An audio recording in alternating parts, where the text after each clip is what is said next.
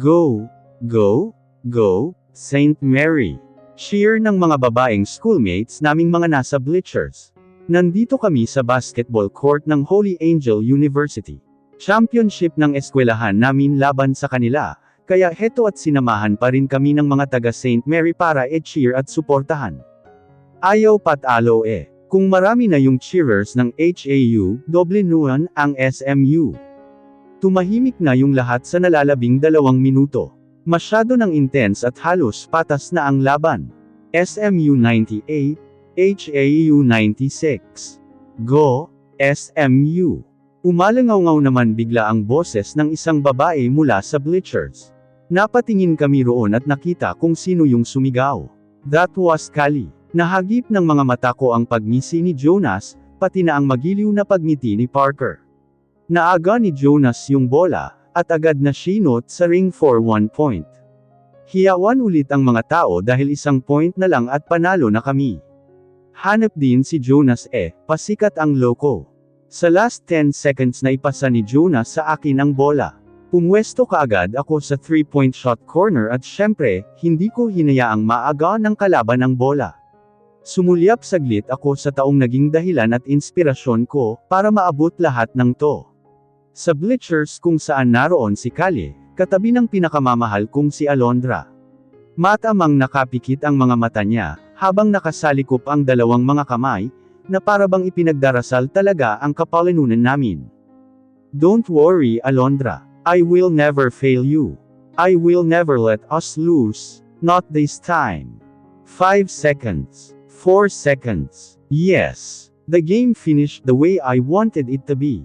Since I really don't want losses. And I just accept winnings, heto at hindi na naman ako nabigo. Hindi kami nabigo. Isa-isang lumapit para makipagkamay ang mga players ng HAU sa amin, samantalang ako naman, naiwan pa rin dito sa kinatatayuan ko, at nakatingala sa gawin niya. I've made it again for her. Halos lumundag ang puso ko sa tuwa, nang namataan kong nakatingin siya sa akin. Hindi lang basta-bastang tingin kundi titig pa. She's staring at me for Pete's sake. I'm blue. Oy pare, nakatingin si Alondra sa'yo oh. Anang nasa likuran kong si Jay sa katabi niyang si Steven. Both are my teammates. Oo nga pare, nakatingin siya sa akin. May gusto siguro. Tuwang-tuwa namang naibulalas ni Steven. Nilingon ko silang dalawa at nakinig sa usapan nila. Sa tingin ko din. Hingan natin ng number mamaya. Ani Jace. Sige ba? Sige. Hihingan ko na rin yang si Kali, ang cute Tara, palit muna tayo ng damit tol. Tara, tuluyan nang umalis ang dalawa. Bumalik naman ulit ang tingin ko sa bleachers, hindi na nakatingin rito si Alondra, kasalukuyan na siyang nakikipagbulungan kay Kali, at sa isa pa nilang babaeng kaibigan, at nagtatawanan silang tatlo. Pagak naman akong natawa sa sarili ko. I thought it was me she's lading her eyes with, pero mali na naman ako dahil hindi pala. Hindi na naman. It was Steven and not me. Kung sabagay, kailan ba niya ako pinansin? Kahit kailan hindi naman. Hindi naman nag-e-exist ang taong tulad ko sa buhay ng anghel na tulad niya, ganito pala kasakit ang masaktan, kapag hindi ka man lang mapansin-pansin ng taong uhaw na uhaw ka ng atensyon niya, it hurts me to bleed. Nasundan pa ang maraming pagkakataong nakakasalubong ko si Alondra, sa loob ng aming unibersidad, ngunit wala namang pagbabago at wala ring nangyayari. Hindi pa rin niya ako pinapansin. Minsan naman nahuhuli ko naman siyang nakatingin, pero agad din namang iiwas, at yuyuko sa kamagmamadaling maglalakad ulit palayo. Hanggang sa dumating na rin sa puntong napagod na ako. Wala na yata talaga akong pag-asang mapansin niya, wala na siguro talaga akong pag-asa sa kanya. Di wala. Kung ayaw niya, di wag niya. For Pete's sake, I'm the great Anthony Morgan, the legendary team captain of SMU and the god of womanizers. Maraming naghahabol at halos nagkakandarap ang mga babae sa akin, kaya ba't ako maghahabol sa ayaw sa akin diba? Marami pang iba dyan, sus. Pero sadya talagang mapaglaro ang tadhana, kung saan namang handa na akong kalimutan siya, doon pa nangyari yung insidente sa locker room. Kumalabog ang puso ko, nang makita ang mukha ng tatanga-tangang babaeng bumangga sa akin sa dinaranan ko, at dinumihan pa ng chocolate cake yung uniform ko. It's Alondra, mahinang napamura pa ako, nang makitang tumingin siya sa mga kasama kong si Parker at Tyson. Ako yung nandito. Ako yung nabangga niya, kaya dapat sa akin lang mapako yung mga tingin niya. Dapat ako lang ang lalaking titingnan ng mga mata niya. Ibinalik niya ang tingin niya sa akin. Nahihiya na naiilang ang kanyang mga mata. Napaiwas ulit siya, at napako sa sahig ang tingin niya. Nahihiya siya sa nagawa niya, kahit na hindi naman niya sinasadyang mabangga ako. She's pretty. Sorry talaga Anthony, sabi niya. Kilala mo ako. I asked her trying to hide the happiness I felt inside on the thought that somehow, she knows me. Napatingin ulit siya sa akin tapos umiwas ulit. What's wrong with her? Ba't hindi niya magawang makatingin sa mga mata ko ng diretsyo? Ako naman, I'm not breaking my eyes into her. Ewan ko ba? Kahit tatanga-tanga siya, pero ang sarap pa ring titigan ng pagmumukha niya. She's even stammering. Since kilala mo na rin lang ako, ibig bang sabihin nito alam mo na ring hindi ako basta-basta na lang tumatanggap ng sorry, galing sa isang tao? I asked expressionlessly. Napaangat ulit siya ng tingin. Maybe because of her curiosity, kaya nakakaya na niyang salubungin ang mga mata ko. Miss ang sabi niya hindi siya basta na lang tumatanggap ng sorry lang. Sabat naman ni Parker. And it only means, he believes that action speaks louder than words. Dagdag pa ni Tyson. Halata sa mukha niyang naguluhan siya sa sinabi ng dalawang asungot na kasama ko. Pero totoo nga namang hindi ako basta-basta na lamang na tumatanggap ng sorry, sa mga taong nagkakasala sa akin. Especially with this girl. Hindi ko tatanggapin ang sorry niya ng ganoon na lang. Malaki ang kasalanan niya sa akin, dahil tatanga-tanga siyang kahit kailan hindi niya mapansin-pansing gusto ko siya. I want to punish her, hard. I can't resist it anymore. I held her waist so tight, and drew her closer to me. Inilapit ko ang mukha ko sa mukha niya. Nakita ko ang pagkagulat at kaba sa mukha niya, dahil sa ginawa kong ito. I can already feel her heart beating so fast. Hindi na niya naituloy ang sasabihin, dahil nanigas na siya sa sunod na ginawa ko. I kissed her. I kissed her terribly. Oh, her lips taste so good. Ang lambot-lambot ng labi niya at ang sarap. Parang ayoko nang bitiwan pata, kahit na kailan. I think I'm gonna go crazy just to brush these lips using mine. Ilang sandali lang habol ang hiningang binitiwan ko na ang labi niya, then I intently looked at her in the eyes, then I heartlessly said, apologize accepted. Hindi na rin ako nagulat ng isang napakalutong na sampal ang iginawad niya sa akin, at saka mabilis na pagtakbo siya palayo. While running, I saw her wiping away her tears, harshly.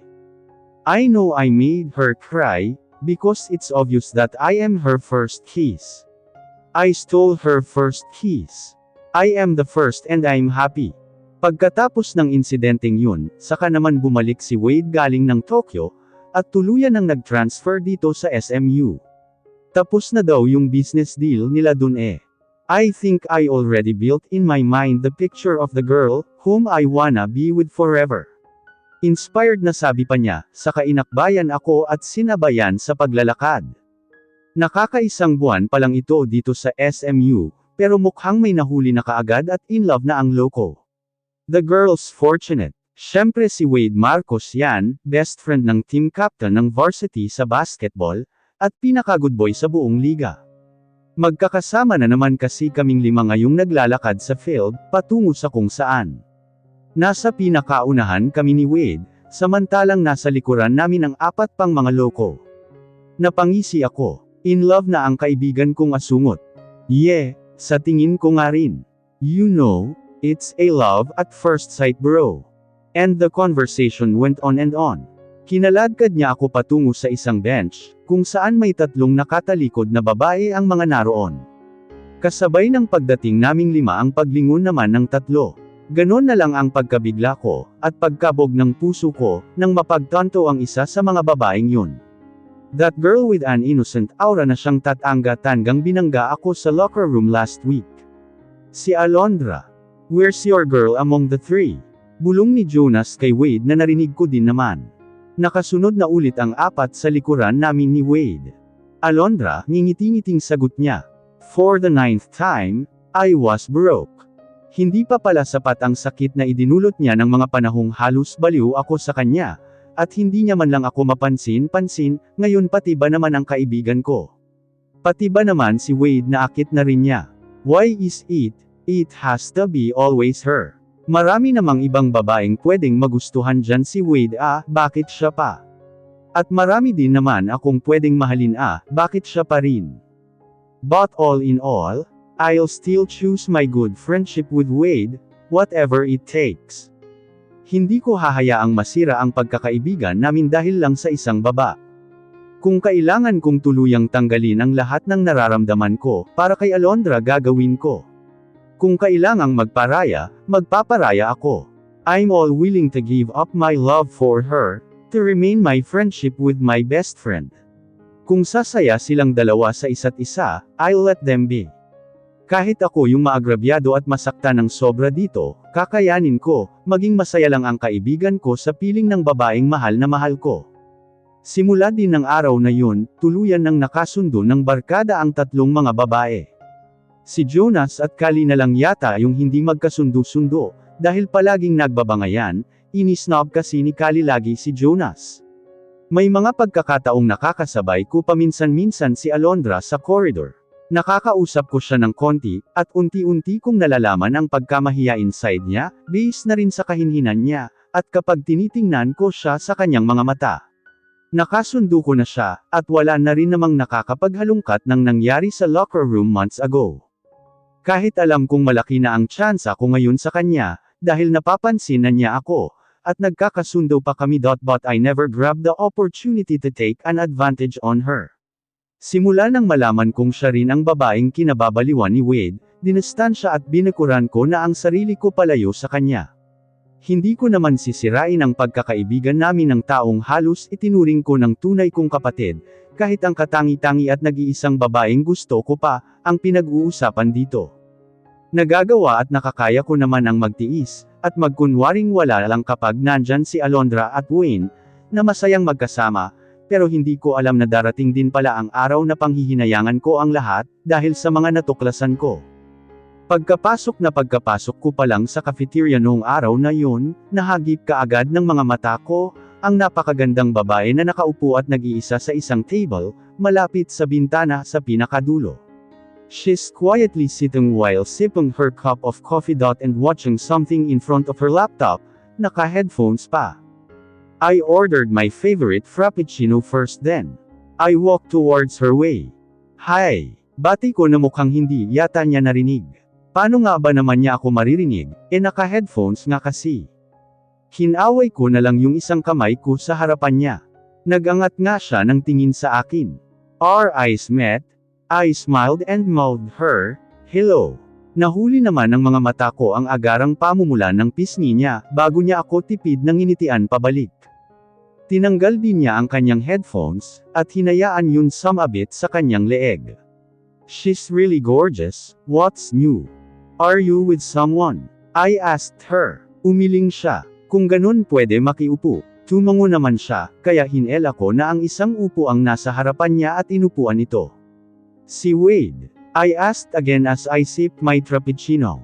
Hindi ko alam Aniya. Tumango-tango na lang ako. What are you watching? Crazy Little Thing Called Love. Parang nahihiya niyang sagot. Napangiti naman ako bigla. Why would be she shy? Ano namang nakakahiya dun? Maganda naman yung istorya nun Napanood ko na yun minsan sa isang channel sa cable. Pinaglalaroan ko yung remote at channels dati dahil nabobore ako sa bahay. Kaya ayon yung napagdiskitahan ko. Sa una, trip ko lang na panoorin yun. Dahil inaasahan kong makakatulog ako sa kalagitnaan ng palabas, pero natapos ko yung buong istorya ng hindi ko inaasahan. And to be honest, I was really entertained by the entire story. Yun yata yung pinakaunang teen movie na sobrang nagustuhan at na-enjoy ko. I'm actually not fond of watching those teen romances, boring yun at nakakaantok. I love watching sports, sci-fi, mysteries and thriller movies and not romances, yet Crazy Little Thing Called Love was a real exception. That one, napanood ko na yan. I stated smiling from ear to ear.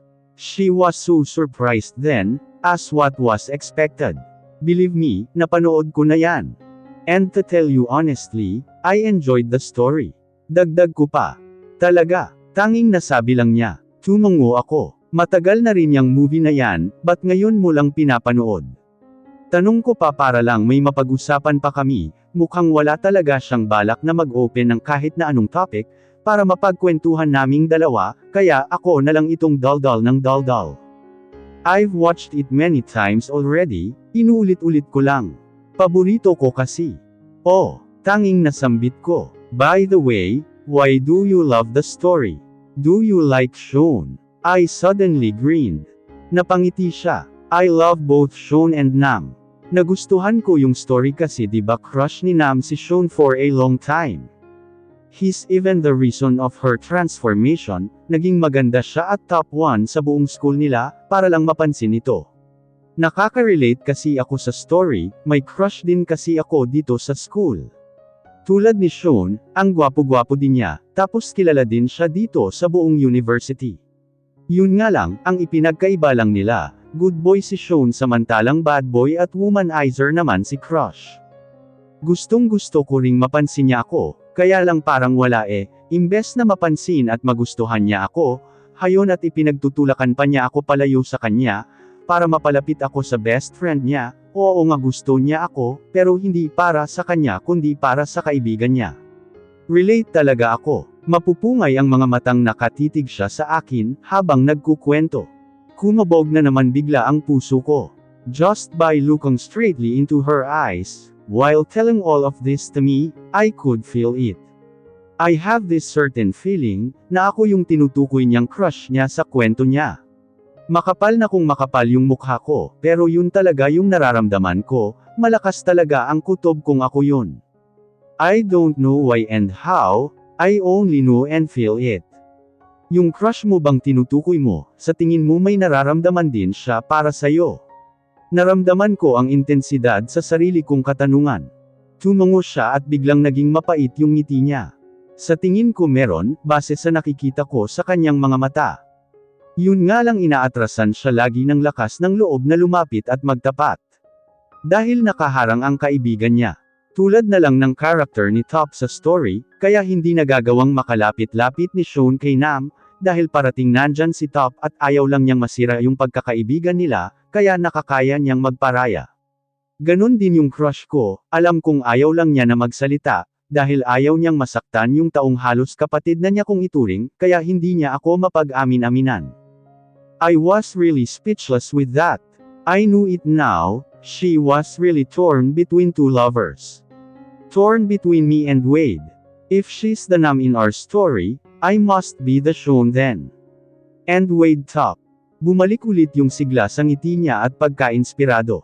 Pero alam mo ba kahit ganun siya, mas lalo ko siyang minamahal, dahil pinahahalagahan niya ng lubos yung kaibigan niya, laban sa kung ano pa mang bagay dito sa mundo.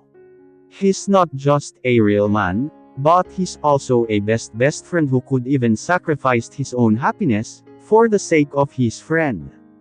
Wala na akong masabi dahil ang bigat na ng pakiramdam ko. I just held her free hand on the table. I'm sorry, Alondra. I sincerely apologized.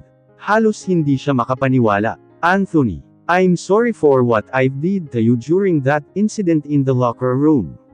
I stated straightly. Naramdaman kong tila nahulog yung balikat niya sa sinabi ko, dahil ang inaasahan niyang susunod na sasabihin ko pagkatapos nung I'm sorry, ay hindi niya narinig. I'm really sorry, Alondra. Hindi mo na nga talaga siguro maririnig pa ang mga salitang noon pa gustong-gusto ko na ring sabihin sa'yo. It's too late to confess it all, we're too late. Binitawan ko na ang kamay niya saka tumayo na ako. I think I should go now, may klase pa pala ako. I took a glance at my wristwatch. Malungkot na tumango siya. Sige, tumalikod na ako at nakapamulsang lumabas ng cafeteria. Natatakot akong baka kapag nagtagal pa ako sa loob, hindi ko na mapigilan pa ang sarili ko, sa tuluyang pagkuha sa kanya. My heart's trembling at ang bigat ng pakiramdam ko. Pagkalabas ko ng pinto, napahawak kaagad ako sa isang stool, na nakapaligid dito sa labas. Yumuko ako at hinayaang tumulo ang butil ng likido mula sa mga mata ko, habang iniisip ang lahat ng mga sinabi niya kanina. Bakit hindi ko napansin yun ng mas maaga? Bakit ngayon ko lang nagawang malaman? Bakit hindi ko napagtantong noon pa man pala gusto na din niya ako? Bakit ngayon pang mahal na siya ni Wade, at huli na ang lahat para sa aming dalawa, bakit? Love's really ruthless. I can prove it now.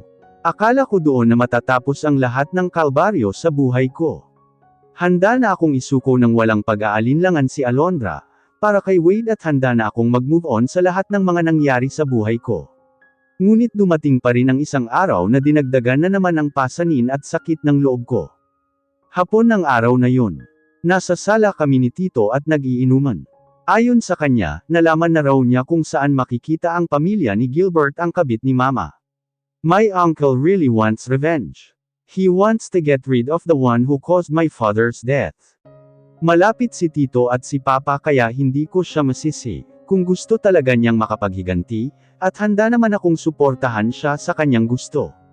Ama ko rin ang pinag-uusapan rito, kaya gusto ko ring maningil, sa kahit na anong paraan pa. His name's Gilbert Meyers. He spoke.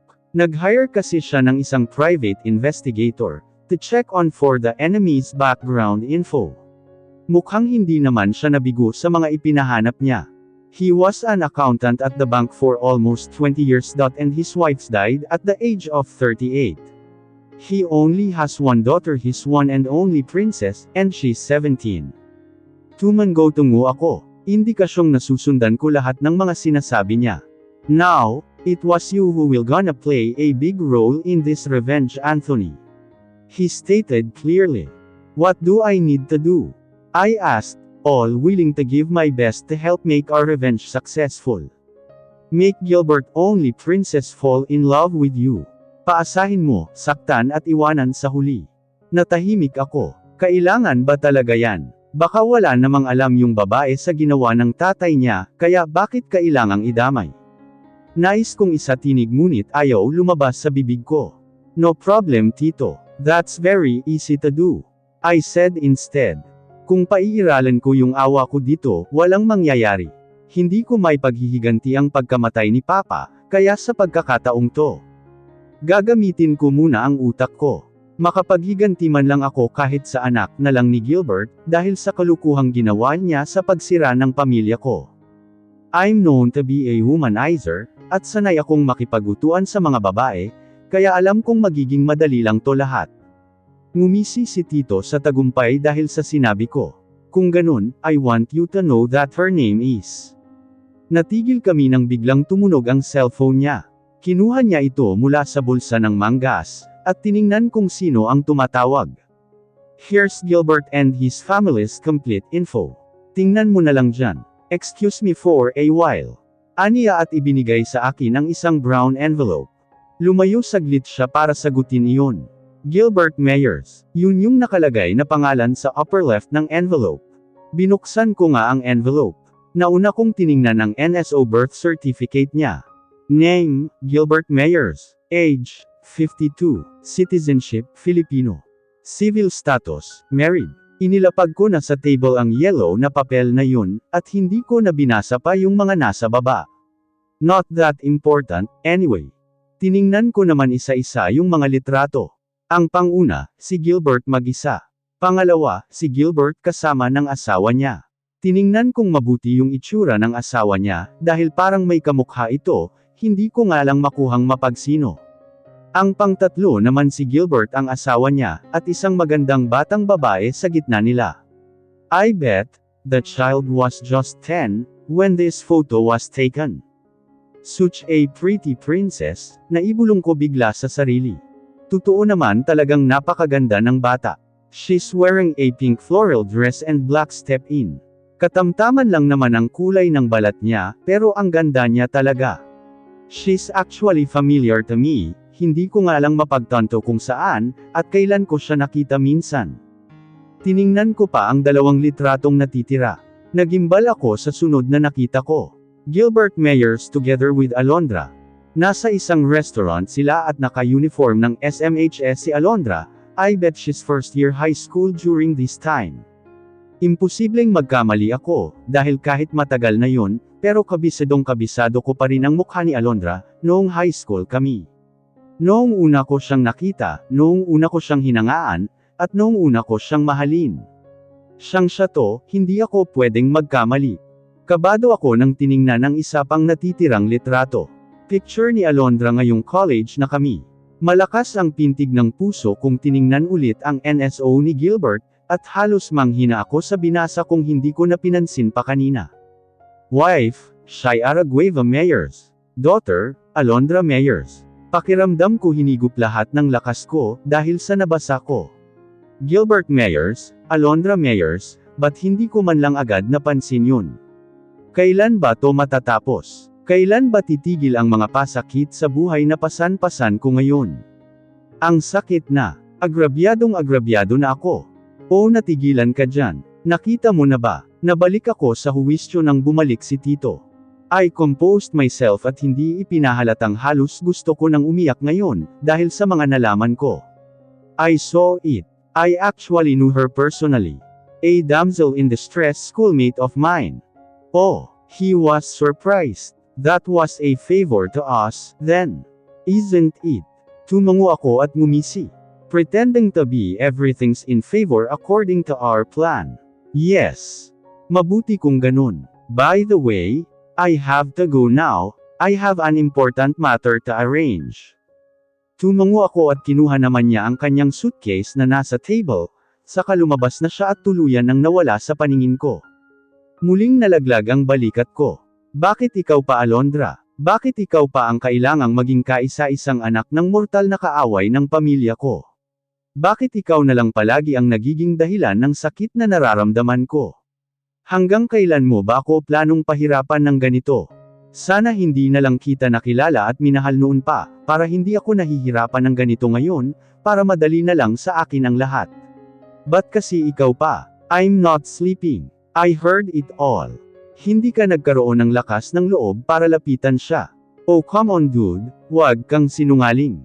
Isang famous at hunk womanizer ng university, bigla na lang natorpi. Sino niluko mo? Gusto mong ibigay ko sayo si Alondra dahil lang medyo type mo siya. Tapos pag napasayo na, anong gagawin mo? Liligawan, gagawing girlfriend, tapos sasaktan at iiwan ka gaya ng ginagawa mo sa mga naging babae mo. Ganun ba? Galit na ani Wade, habang dinuduro-duro ako. Hindi ko na rin ikinagulat ang malakas na pagtama ng kamao niya sa mukha ko. Napasalampak halos ako sa sahig dahil dito. Sino nga ba naman ang taong hindi mag-aapoy sa galit, dahil sa ginawa ko, hinamon ko lang naman siya ng one-on-one game sa basketball, with a consequence when one of us will lose. He lost and I told him what I want, si Alondra. Kaya heto at galit na galit siya sa akin, dahil sa lahat ng mga material na bagay na inalok niyang ibigay, ang taong pinakapapangarap pa niya ang nagawa kong hilingin. Wade enough. Awat ni Parker habang sinusubukang pahupain ang init ng ulo ni Wade. Alam nating lahat na sa grupong to, ako at si Tyson lang ang matino. Hindi kami nakikipagrelasyon para makipaglaro, at manakit ng damdamin ng iba. Lahat ng mga naging relasyon ko ay nagtagal dahil nagseseryoso ako. Ngayon, sabihin niyo kung sino ang mas nababagay sa isang inosente, mapagmahal at mabait na babaeng tulad ni Alondra, ako na nagmamahal at nagpapahalaga, o ang isang womanizer na tulad ng isang Anthony Morgan. Di ba ako naman? Kaya sorry dude, hilingin mo na ang lahat-lahat, but definitely not Alondra, dahil hinding-hindi ko siya ibibigay sa'yo. Pinal na deklara niya, kasabay ng marahas na pagtanggal ng magkabilang braso niya mula kina Ryder at Jonas. Then he left. Nag-alok ng kamay si Tyson sa akin, para tumayo at tinanggap ko naman ito. I'm so much tired and frustrated, mentally and emotionally. Sa gagawin kong misyon ko, alam kong marami akong mga taong masasagasaan at masasaktan. Si Alondra at lalong-lalo na si Wade na wala na akong ibang choice, kundi ang traidorin at agawin ang babaeng gusto niya palayo sa kanya. Pati pagkakaibigan ng barkada, alam ko ring maaapektuhan, kapag tuluyang nagkalamot ang pagkakaibigan naming dalawa ni Wade. Mahihirapan silang apat, but then again, I'm left with no choice at all. I need to do this, to finish all of this. Oo Anthony, And I'm willing to give you a chance. Nakangiti at masayang sagot sa akin ni Alondra. Ito yung araw na nagtapat na akong may gusto ako sa kanya, at kinumbinsi siyang piliin ako over Wade. Hindi naman ako nabigo, dahil sinabi na rin niyang gusto naman niya ako, matagal na. I'm really glad knowing that the girl I always dream of, likes me too. Masaya ako pero nakukonsensya pa rin ako sa ginagawa ko, sobra. I know it's very fatal for Wade's side, pero kailangan ko lang naman talagang gawin to, kahit labag din sa kalooban ko. I hugged Alondra, yung mahigpit na yakap. Salamat Alondra. I promise to take good care of you, pasisiyahin kita, will savor and cherish every moment, na magiging magkasama tayong dalawa. Mamahalin kita. I said happily, not being able to notice that I even closed my eyes to savor this moment. Oh heaven, I haven't felt so much happiness like this before. Sa'yo lang Alondra, sa'yo lang, what did you do to me? And I want you to know that giving you a chance, also means, trusting you. I trust you Anthony. Dagdag pa niya.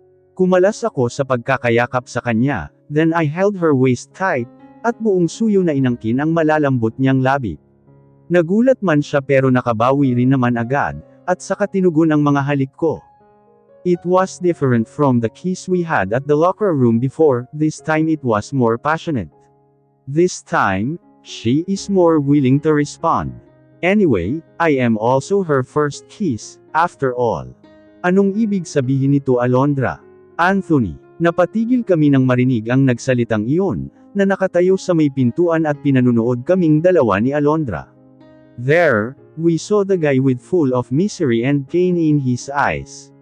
Helpless and sorrowful, si Wade. Galit na galit akong sinugod ng kaibigan ko, at sinuntok ng malakas sa mukha, na halos ikanadapa ko sa sahig. My God, Wade, Anthony, nagulat at natatarantang naibulalas ni Alondra, habang sinusubukang harangan at pigilan si Wade sa muling pag-atake sa akin. Hindi ko sinubukang labanan ang kaibigan ko, dahil alam ko namang may kasalanan talaga ako. Malaking malaki ang kasalanan ko.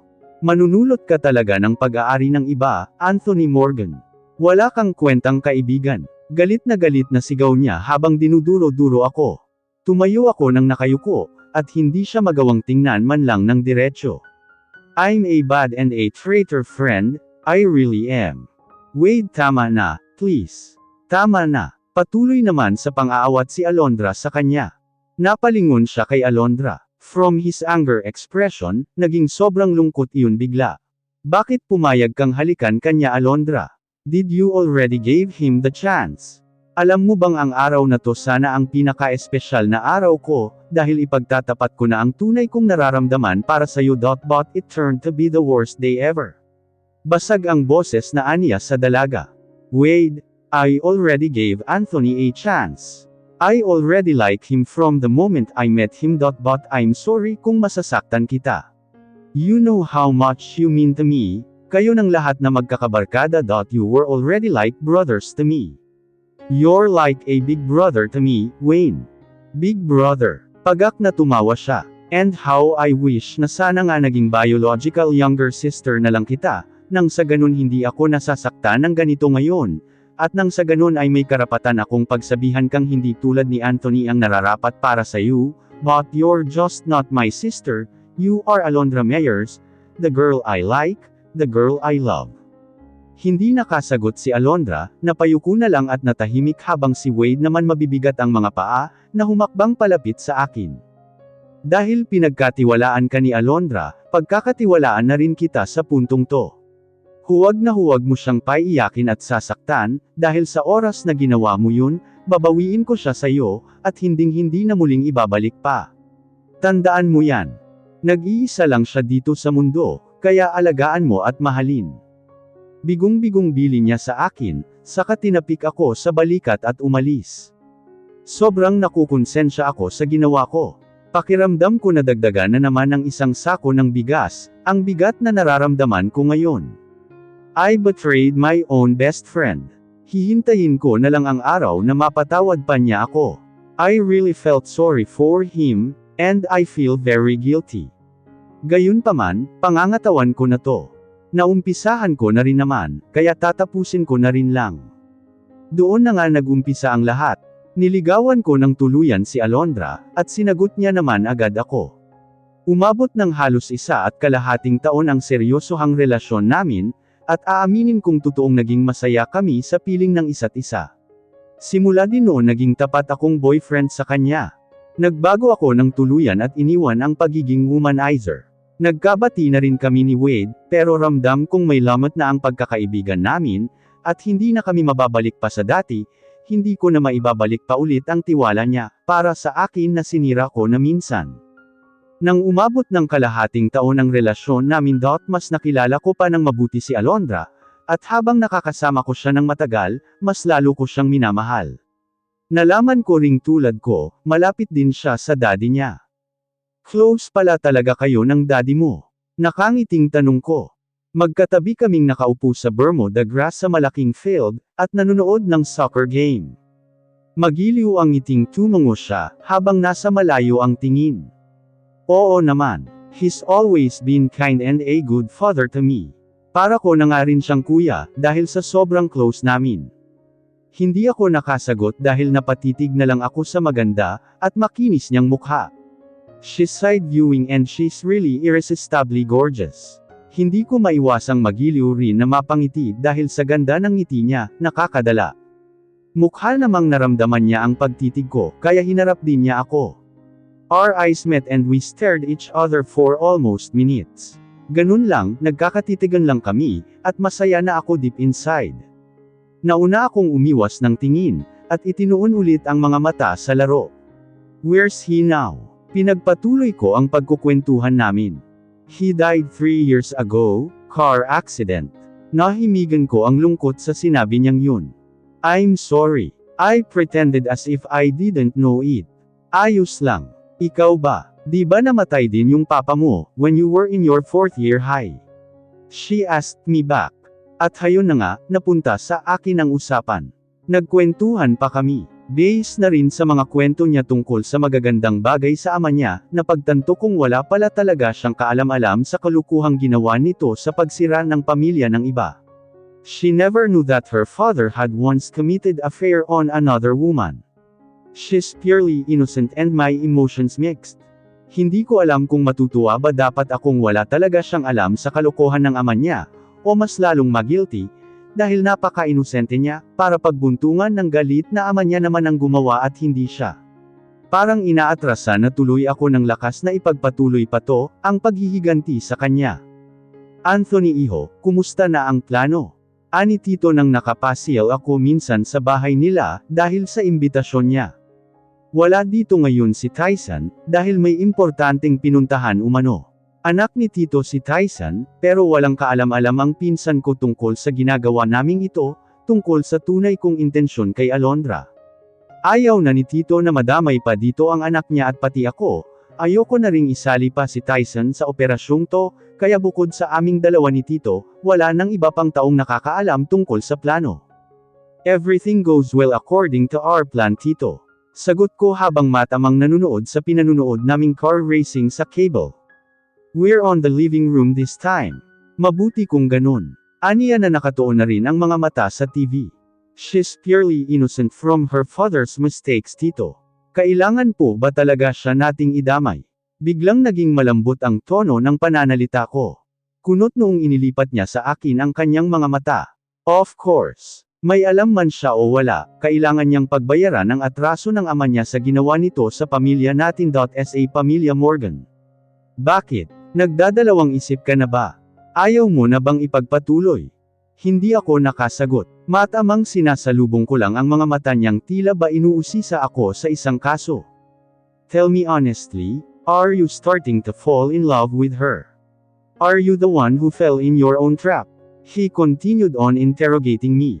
Kung ganun hindi kita pipilitin sa ayaw mong gawin. Ako na lang ang tatapos nito. I'll just hire somebody to shoot her. You know me, Iho. I'm very determined to get justice for your father. And if you can't hurt Gilbert Princess emotionally, then I can hurt her physically and brutally. You know very well of the things I'm capable on to do. Kalmanti pero nahimigan ko ang pambabante sa kanyang tono. I'm very horror. Yes, I know Tito capabilities. He can hurt whoever he wants to hurt. He can easily the ones he's irritated with their existence on his way. Kapag sinabi niya, gagawin niya. And for Pete's sake, hindi buhay ng basta-bastang tao lang ang pinag-uusapan dito, it's Alondra life. Buhay ng babaeng kaisa-isang mahal ko. Don't do that, Tito. Let me handle this one, I'll be the one to finish this. Agad na pahayag ko. I thought you're giving up the plan. Nagtatakang tanong niya. Wala po akong sinabing hindi ko gagawin. And falling in love with her. With my own trap. That craps. Faked a laugh. Don't worry, hindi po yun mangyayari. I stated in a voice convincing him to trust me on this one. Siguraduhin mo lang, Anthony. Siguraduhin mo lang. He authoritatively commanded. Siguradong tumungo ako. I've already made my mind. Itutuloy ko to. Yes, maybe I can't save Alondra emotionally but for sure, I can conserve her life. Mas pipiliin ko pang mamilipat sa sakit na ay dudulot ko sa kanya, kaysa makita na wala na siyang buhay isang araw. I really can't lose her. She needs to live. To remain her life. To see her white hair when she gets old. Hindi siya mawawala.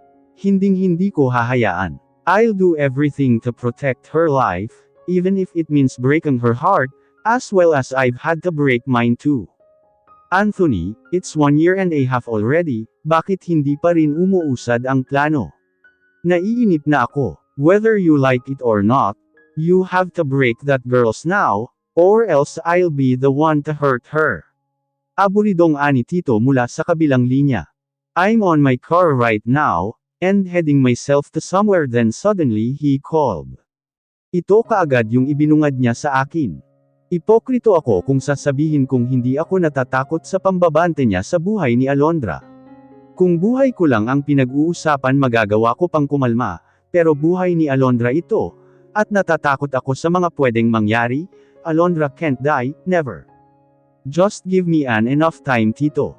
Within this week, I'll break her heart and tear her apart. I swear that. Pinal na sabi ko. I even harshly closed my eyes, as I felt the hard and painful baggages I'm carrying inside. I trust you, Anthony. Within this week, do your most important part, and accomplish your mission. He commanded with finality, then hung up. Should I really have to do this? Should I really need to torn her apart? Just to remain her existence? Wala na ba talagang ibang paraan? What if we'll escape and live far away from here? Just the two of us happily living together. Pero kung gagawin ko naman yun, anong buhay ang maibibigay ko kay Alondra? Hindi ko rin naman kayang makitang nagugutom siya, kahit na magkasama pa kami. Yes, I can work hard para pag-aralin siya, pero masisigurado ba noon na mapupunan ko lahat ng pangangailangan niya?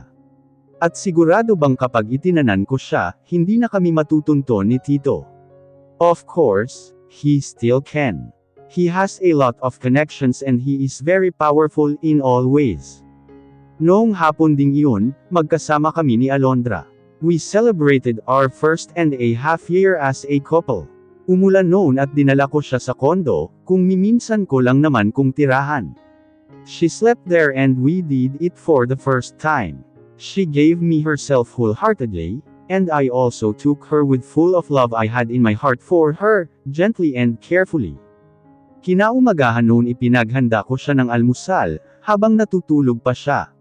Nang magising na, dumiretso din siya dito sa kusina. Halos sumakit pa yung puson ko, nang mataman akong nagpigil sa sarili ko sa muling pag-angkin sa kanya. For Pete's sake, kumot lang yung nakatapis sa katawan niya, showing off her flawless and perfect shoulders. She looked so hot kahit bagong gising. Namula pa yung pisngi niya, nang tanungin ko siya kung masakit pa rin ba yung gitna ng katawan niya, dahil sa ginawa namin kagabi. Hindi lang kasi yun isang beses, kundi pa ulit-ulit naming ginawa. Mapiliw akong napangiti, at bigla siyang ninakawan ng halik sa pisngi. Sige na, maupo ka na muna. Ihahain ko na yung pagkain natin. Come here, mahal. I hyperly guided her way on a chair in our table. Nakascore eh. Pinaghila ko siya ng upuan at pinagsilbihan. I want to do this. This is my visions for future, hindi ko nga lang alam kung matutupad pa yun pagkatapos ng lahat ng to, basta ang alam ko lang gusto ko tong gawin ngayon. Serve her and treat her like a princess. My princess. Naupo na rin ako sa katapat niyang upuan, at nag-umpisa na kaming kumain. Mahal, ang endearment namin sa isa't isa, magmula nang maging kami. I love you Anthony mahal ko. She suddenly said while we're still eating. Natigil saglit ako sa pagsubo, at nagkatitigan kaming dalawa. I love you Alondra. Seryosong seryoso kong sagot. Of course, I mean it. I mean my every I love yous to her dahil yun yung nararamdaman ko kahit dati pa, kahit noong mga high school pa lang kami, kahit noong di pa niya ako napapansin. Sana nga lang pagkatapos ng lahat ng to, paniwalaan pa rin niyang totoo ang bawat pagsabi ko ng tatlong mga salitang yun. Yung video scandal ninyo ni Freya na kumakalat ngayon sa buong university, totoo ba yun?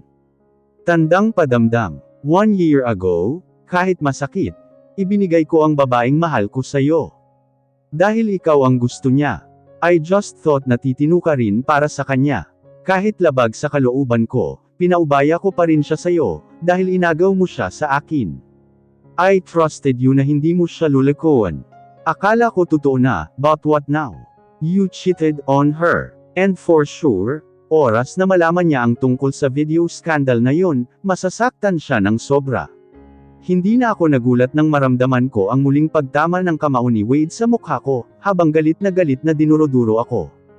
Hindi ako sumagot sa kanya. Nay hindi ko siya matingnan, at wala rin akong planong tulungan ang sarili kong tumayo mula sa sahig, dahil sa lakas ng pagkakasuntok niya.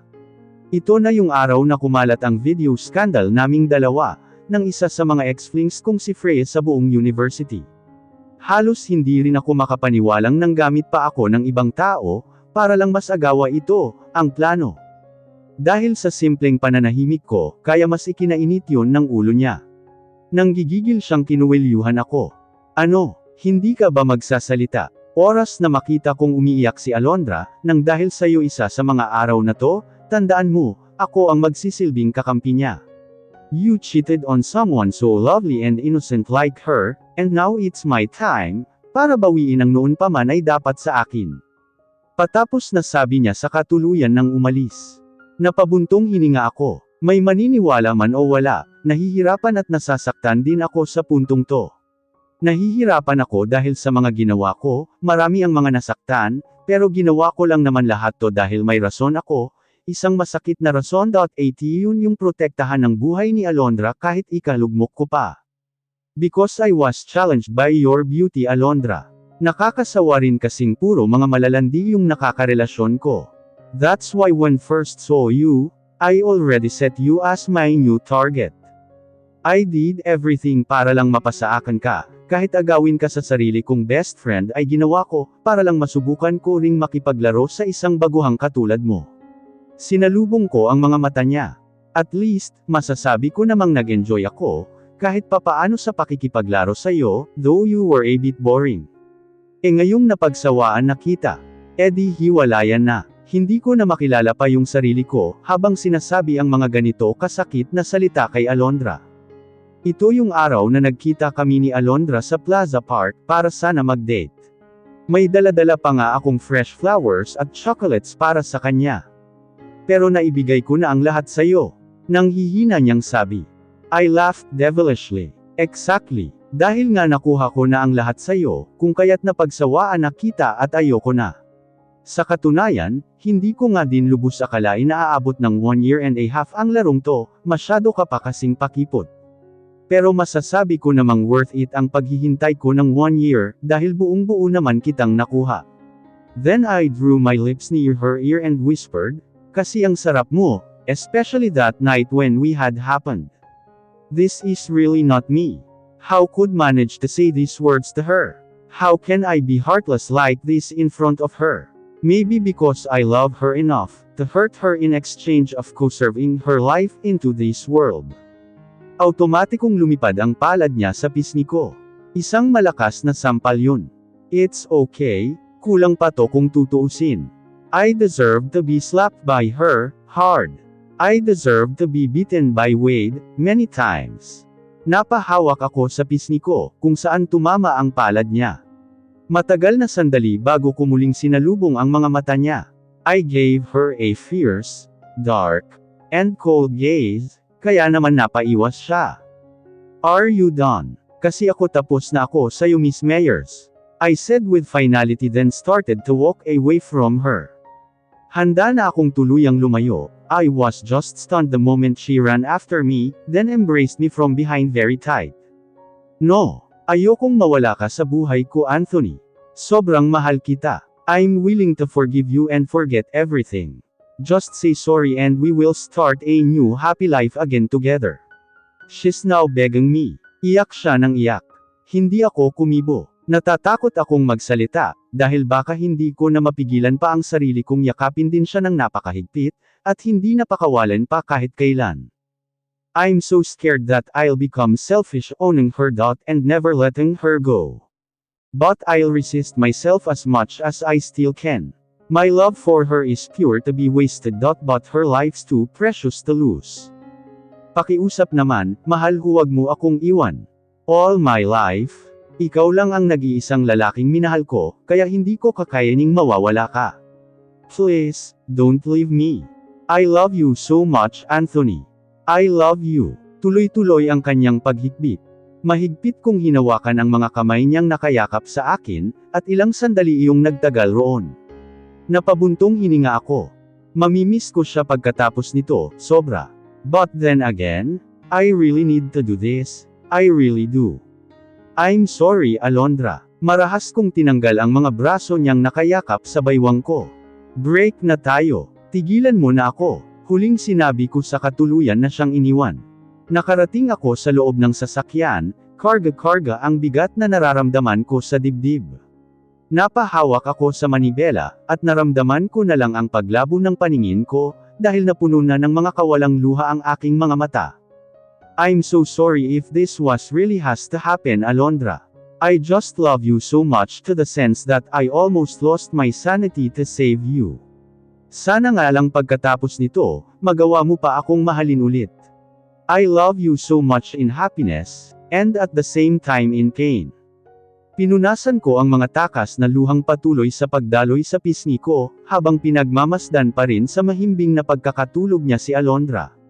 Remembering those darkest days of my life, hindi ko maiwasang maging emosyonal, dahil sa mga pinagdaanan ko at ng masaklap kong pag-ibig.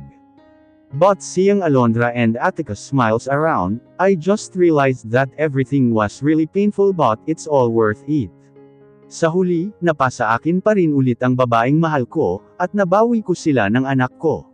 Marami na akong pinagdaanan, iniyak at isinakripisyo, kaya ngayon pa ba ako susuko?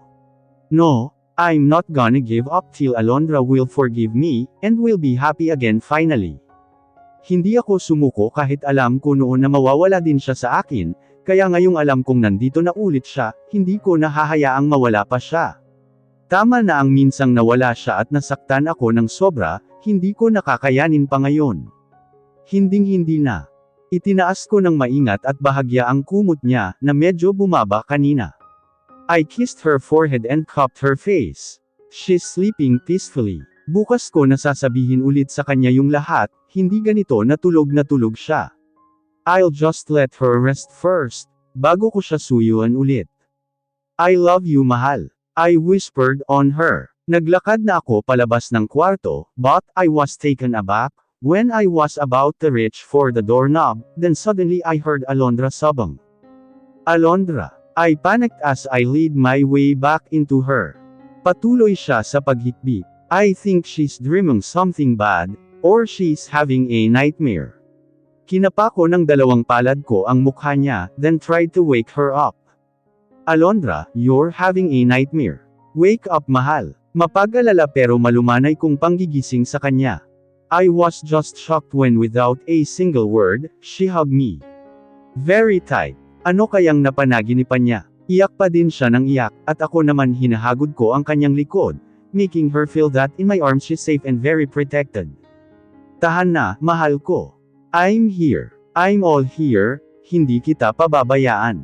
Did you have a nightmare? Don't worry, I'm here. I'm not gonna leave you. Buong suyo kong sinabi. Naramdaman ko ang biglang pagtigil ng mundo sa sunod niyang sinabi. I'm not sleeping. I heard it all. Hindi ako tulog. Bakit ngayon mo lang sinabi lahat? Bakit?